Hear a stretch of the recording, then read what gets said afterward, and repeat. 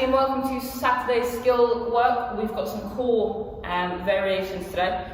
So the kind of biggest thing that we want to think about when we're doing any kind of core exercises is that our pelvis is stacked, rib cage is stacked over our pelvis.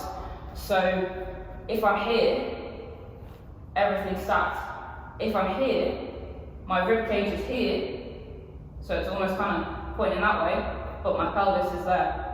So I want to make sure that everything is stacked.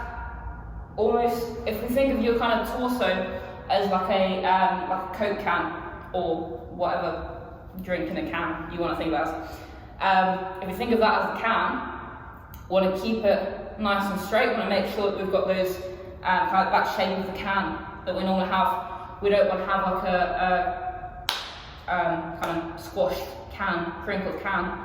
We want to make sure we're nice and stacked. That transfers into things like planks, dead bugs, any kind of core work, and then also further into squats and deadlifts. That's why they're really good exercises for our core as well. So if we think about plank, if my rib cage and pelvis were not stacked, it would look like this.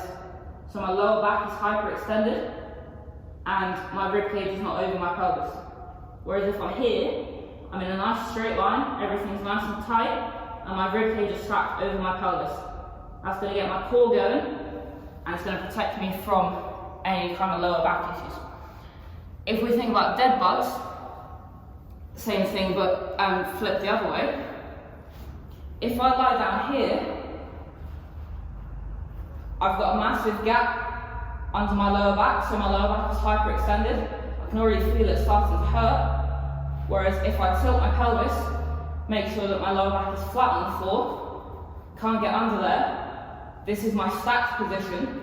And then if I think about doing dead bugs where I'm extending my opposite hand and my opposite leg, still thinking about keeping my lower back on the floor the whole time, keeping that stacked position, that's where I'm going to get the good core development. If you are kind of struggling with how to feel that, what you can do is lie down. If you've got someone at home that can help you, that's great. If not, you can do it yourself. Grab a resistance band and put it under your lower back. If my lower back is arched like this, and someone tries to pull the resistance band out from underneath me, because there's a gap here, the band is going to fly out. If I tilt my pelvis, make sure everything's nice and stacked. If the band is under there and you pull it, it's not going to go anywhere. And then what we can think about when we do our dead bugs is try and think about squeezing that band underneath us as we extend, and have someone at home try and pull that band out from underneath you the whole time.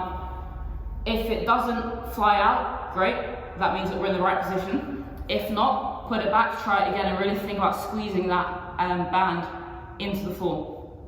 So that's just a little quick bit about core work. We're going to do a lot of that when we get back into the gym, so get ready and practice.